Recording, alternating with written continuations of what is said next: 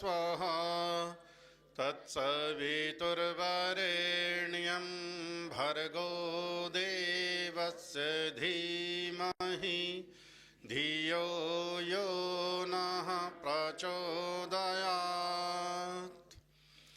ओम। आज की इस सभा के सभाध्यक्ष आदरणीय श्री ओम प्रकाश शास्त्री, ओम प्रकाश आर्य जी, आर्य समाज राजनगर के संरक्षक आदरणीय श्री श्रद्धानंद शर्मा जी, आज के इस यज्ञ के ब्रह्मा पूज्य आचार्य श्री उशर बुद्ध जी, जिनका आज प्रथम बार दर्शन करने का सौभाग्य मिला।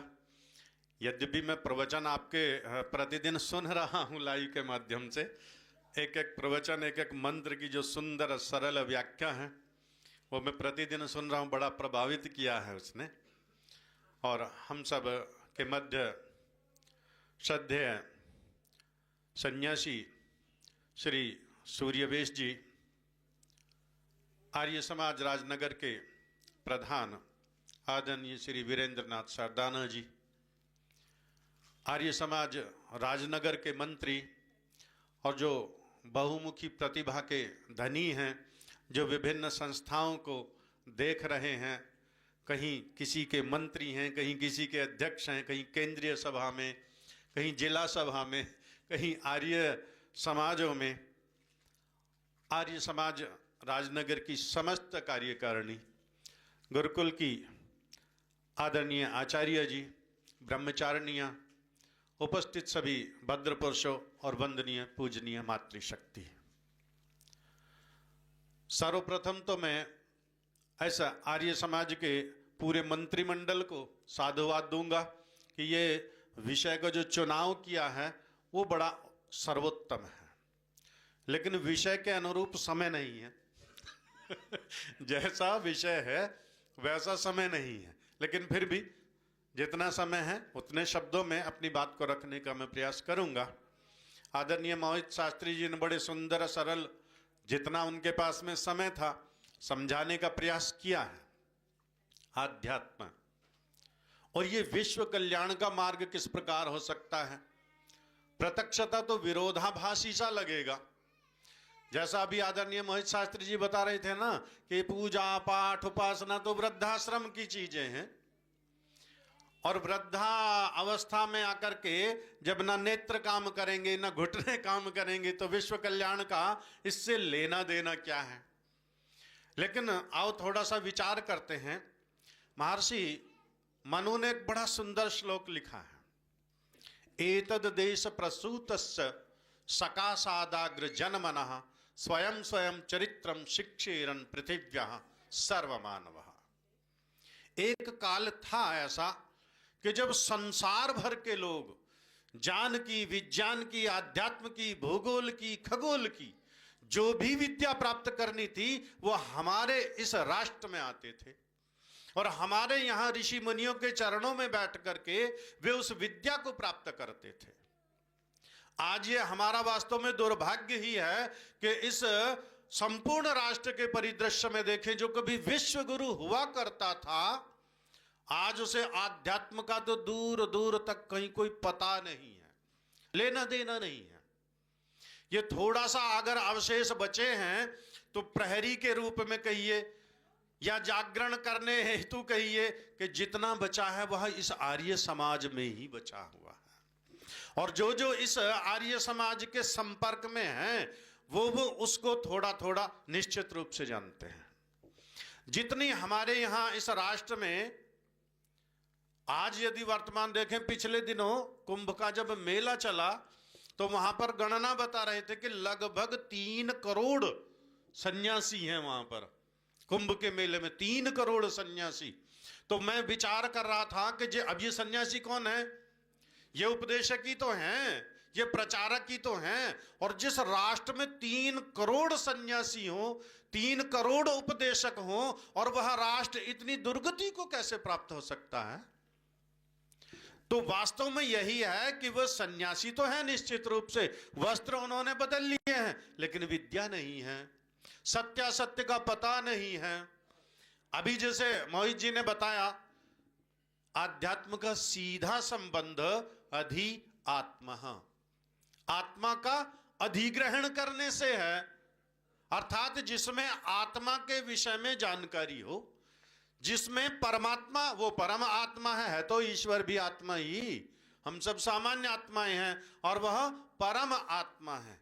तो जहां परमात्मा का और आत्मा का ज्ञान हो उसका नाम आध्यात्म है। लेकिन इस आध्यात्म का केवल आत्मा और परमात्मा से काम नहीं चलने वाला, जब तक इसके साथ में ये प्रकृति को भी लेना पड़ेगा हमें। और यहां जो समाज में प्रचलित हैं, कैसी कैसी मान्यताएं हैं, कैसी कैसी भ्रांतियां हैं, ईश्वर के विषय में क्या है, आत्मा के विषय में क्या है, प्रकृति के विषय में क्या है, सबकी अपनी अपनी मान्यता, सबके अपने अपने धर्म गुरु।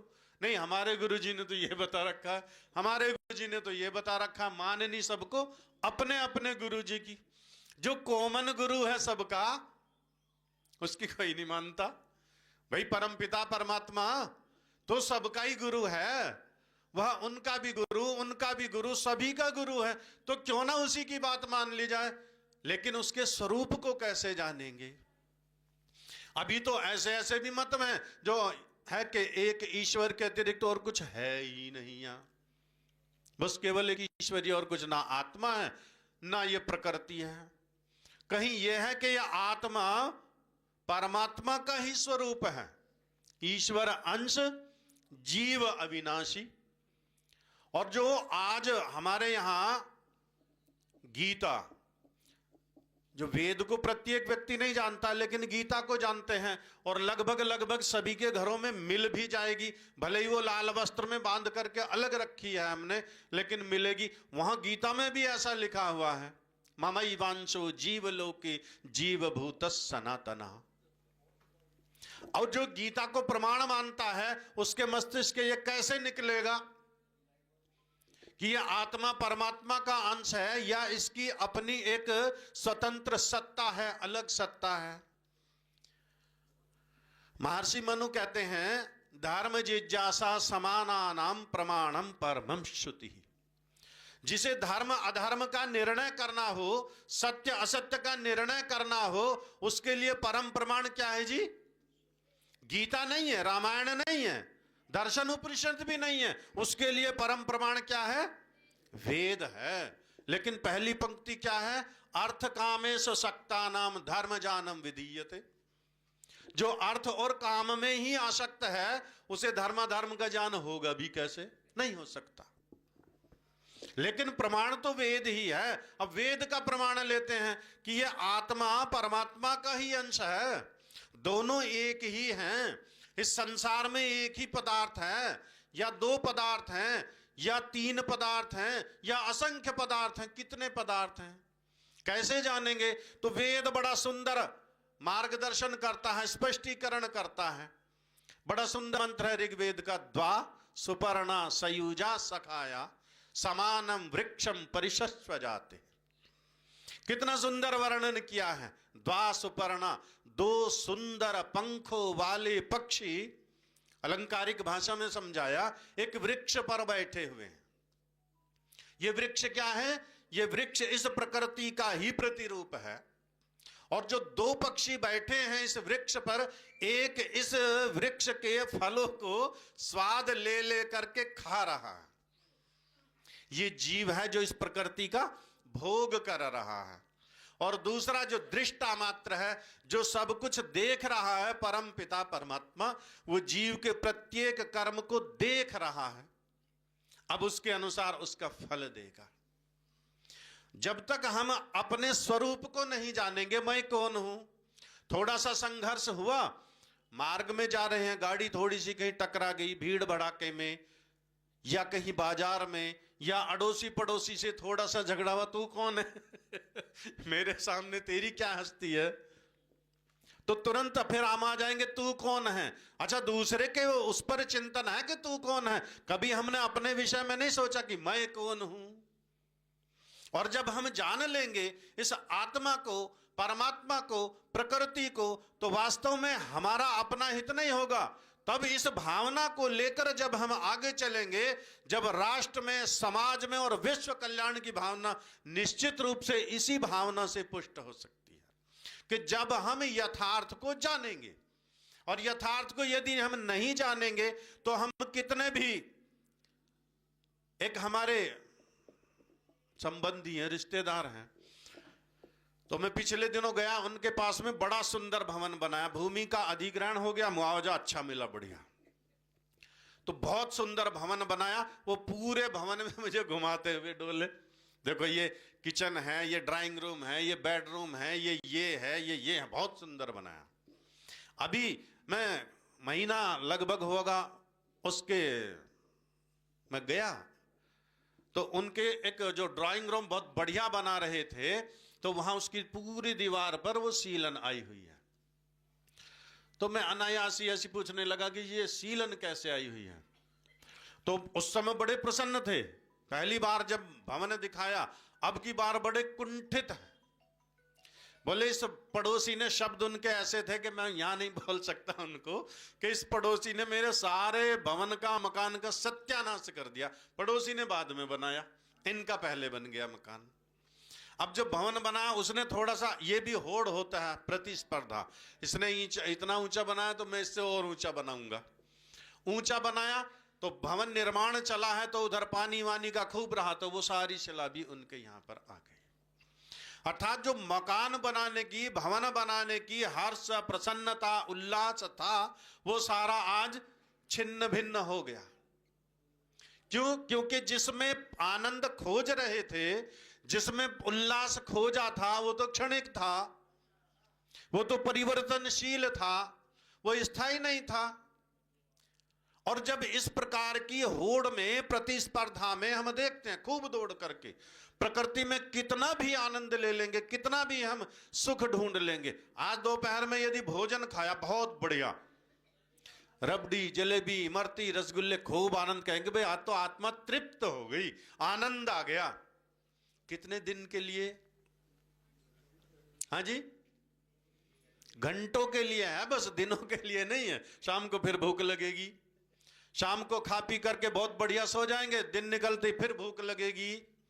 अर्थात यहां स्थायी सुख नहीं मिलने वाला है।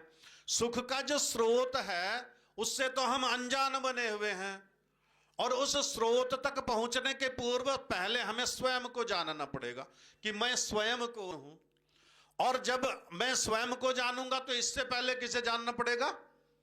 उससे पहले प्रकृति को समझना पड़ेगा। महर्षि पतंजलि ने बड़ा सुंदर वर्णन किया है योग दर्शन में, जहां समाधि की चर्चा करते हैं तो संप्रज्ञात समाधि और असंप्रज्ञात समाधि, दो चरण समाधि के हैं। तो पहली समाधि के भी 4 चरण हैं, और पहले 3 चरणों में इस प्रकृति को ही समझना पड़ेगा। जब तक प्रकृति नहीं समझाया तो अपने तक तो हम पहुंचेंगे ही नहीं। ये तो क्रम है, ये तो एक हमारा वो है, जीने बने हुए हैं ना, यहाँ ऊपर जाने के लिए स्टेप बाय स्टेप चलना पड़ेगा, क्रम बाय क्रम चलना पड़ेगा। तो प्रकृति के स्थूल भूतों को, सूक्ष्म भूतों को जब समझ लिया, तब स्वयं को जाना, मैं कौन हूं। और जब मैं को जान लिया, मैं कौन हूं, अब यही आत्मा परमात्मा को जान सकता है।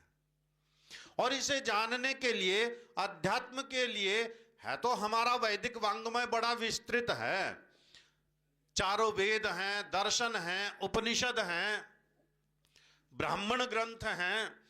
लेकिन इन सब में बड़े संक्षेप में यदि हम लें तो यजुर्वेद के 40वें अध्याय को हम इसके रूप में ले सकते हैं। केवल 17 मंत्र हैं इस अध्याय में, और ये इतने महत्वपूर्ण हैं 17 मंत्र के आत्मा के विषय में भी, और परमात्मा के विषय में भी, और इस प्रकृति के विषय में भी सारा कुछ स्पष्ट कर दिया है। वहां जो ऋग्वेद का मंत्र है, द्वा सुपर्णा सयुजा सखाया, जो इस वृक्ष के फलों को स्वाद ले लेकर खा रहा है, वहां यजुर्वेद के प्रथम मंत्र में, और इसी यजुर्वेद के मंत्र अध्याय को, 40वें अध्याय को थोड़े से परिवर्तन के साथ ऋषियों ने ईशोपनिषद के रूप में प्रस्तुत किया। महात्मा गांधी एक बार लाहौर में एक सभा चल रही थी लाला लाजपत राय जी की कोठी में, तो ऐसे ही वहां पर अध्यात्म के विषय में थोड़ी सी चर्चा चली। तो महात्मा गांधी कहते हैं कि यदि हमारा दुर्भाग्य से यदि ऐसा कोई दुर्दिन ना आए, यदि ये हमारा सारा वांग्मय नष्ट हो जाए और ये ईशोपनिषद का एक मंत्र भी, पूरे अध्याय को नहीं ले रहे, अब केवल एक मंत्र को ले रहे कि यदि ये प्रथम मंत्र ही शेष रह जाए तो भी मानव मात्र का कल्याण कर देगा। इतना सुंदर मंत्र, इतना महत्वपूर्ण मंत्र। और वेदों के तो हैं तो मंत्र एक से एक, मैं रोज प्रतिदिन आचार्य जी की सुन रहा हूं, ऐसे मतलब व्याख्या सुन करके, जैसा भी मंत्री जी बता रहे थे, कल हमारा समय खिंच गया तो मैं कह रहा था कि पता ही नहीं चलता, जब आनंद रस आने लगेगा फिर पता कहां चलता है। तो पहला मंत्र, ईशावास्यम इदम सर्वम यत्किंच जगत्याम जगत तेन त्यक्तेन भुंजी था माग्रधा कस्य स्विद्धनम। जो परमपिता परमात्मा है उसके स्वरूप को आप बता रहे हैं कि वो कहीं एक देशी नहीं, कहीं स्थान विशेष पर रहने वाला नहीं, वो चौथे सातवें आसमान पे रहने वाला नहीं, वो क्षीर सागर में, गंगा सागर में या कैलाश पर, बद्रीनाथ विशेष पर रहने वाला नहीं है, वो उन स्थानों पर। लेकिन ऐसा नहीं कि केवल वही है और यहां नहीं, जहां से चलकर के मैं जा रहा हूं दर्शन करने के लिए। तो कैसा है ईशावास्यम, ये जो संसार में जो कुछ भी है उसी परमपिता परमात्मा से आच्छादित है, ढका हुआ है सारा। इस संसार के कण कण में वह परमेश्वर विद्यमान है। अब प्रश्न है, जहां कण नहीं है वहां, हाँ जी, वहां नहीं है क्या परमेश्वर? हाँ जी, जहां कण ही नहीं है वहां परमेश्वर क्या करेगा? है जी, बिल्कुल। जहां कण पादस्य विश्वभूतानि त्रिपादस्य अमृतादिवे, जहां पर कण से मतलब जहां पर ये स्थूल रूप प्रकृति नहीं है। हमारे लिए तो प्रकृति का भी कोई सीमा नहीं है, कहां से प्रारंभ हुई और कहां तक है, वो रचयिता जानता है, जिसकी रचना है वह जानता है। लेकिन जहां यह प्रकृति नहीं है वहां पर भी वह परमपिता परमात्मा विद्यमान है। तो वो सारे में, पूरे विश्व में छाया हुआ है। और अब कहते हैं कि अब इस ये जो प्रकृति है इसका उपभोग का मार्ग भी बता दिया साथ साथ। किसको उपभोग कौन करेगा जी? जीवात्मा। तो किस प्रकार उपभोग करना है? कहते हैं तेन त्यक्तेन भुंजी था, त्याग पूर्वक उपभोग करना है। किस प्रकार उपभोग करना है? जैसा अभी हम यज्ञ कर रहे थे प्रातःकालीन वेला में, और सभी के हाथ में सामग्री है और श्रुवा घृत भरा हुआ है, और जैसे ही स्वाहा बुला, अब कोई लालच है जी, थोड़ी रख लूं, आधी डालूं, आधी रख लूं, नहीं, ऐसा नहीं करते। जितना जो कुछ भी है स्वाहा छोड़ दिया। तो इस प्रकार इस प्रकृति के बिना हमारा काम तो नहीं चलेगा, प्रकृति के बिना काम नहीं चलेगा। शरीर भी तो प्रकृति का बना हुआ है, मन बुद्धि चित्त जो कुछ ज्ञानेंद्रियां कर्मेंद्रियां सब प्रकृति की तो बनी हुई हैं, लेकिन लक्ष्य मात्र के लिए है। भाई अपने अपने साधनों संसाधनों से सब आए, सबके साधन बाहर खड़े हैं, छोड़ दिए ना साधन, लक्ष्य पर आकर के छोड़ दिए सारे साधन। अब जो लक्ष्य है इस जीवात्मा का, वह परमात्मा की प्राप्ति ही है, वह मुक्ति की प्राप्ति ही है, यही इस जीवात्मा का लक्ष्य भी है। आदरणीय शास्त्री जी अभी बता रहे थे ना, भूतेषु भूतेषु विचिन्त्य धीराः प्रेत्यास्मान् लोकामृतात् भवन्ति। इस लक्ष्य को, जीवन लक्ष्य को समझ लिया इस शरीर में आकर के, तो इस जीवन की सार्थकता है, और ना समझा तो महती विनष्टि। और महती विनष्टि क्यों है? क्योंकि पता नहीं ये जीवन हमें कितने सारे पूर्व जन्मों के पुण्यों के फल स्वरूप मिला है। अब खाता तो नील है भाई, 10,000 रुपए प्रति माह एक व्यक्ति कमाता है और 8,000 रुपए खर्च करता है, 2-2 हजार रुपए बैंक में जमा करता रहा, 10 महीने 20 महीने 40 महीने जमा किया, तब जाकर के 80,000 रुपया एकत्रित हुआ, और इस 80,000 रुपए से एक मोटरसाइकिल ले आया खरीद करके। अब क्या बचा जी? कुछ नहीं, खाते में तो अब जीरो हो गई, अब तो कुछ नहीं बचा। तो जो हमारे पूर्व जन्म के जितने पुण्य कर्म थे उनके फलस्वरूप ये महत्वपूर्ण मनुष्य का जीवन मिला हुआ है।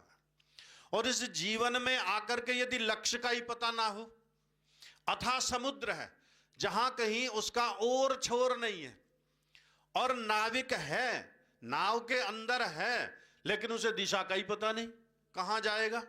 मैंने एक कथा पढ़ी थी इस प्रकार की, वो समुद्र में भटक गए थे, 3 व्यक्ति थे और 2 को मार मार करके खाया उन्होंने, जो जीवित थे, जीवन के लिए परस्पर समझौता हुआ था, पर्ची डाल लेंगे, पहले इसको मार लो फिर इसको मार लो, देखा जाएगा जो कुछ, कम से कम 2 तो बचेंगे फिर 1 तो बचेगा, इस प्रकार। तो कई दिन तक वो अपना खेते रहना, लेकिन सीमा का पता ही नहीं चला। और वो बाई चांस एक फिर कोई हेलीकॉप्टर आया, फिर एक व्यक्ति बचा, उसको ले गया उठा करके।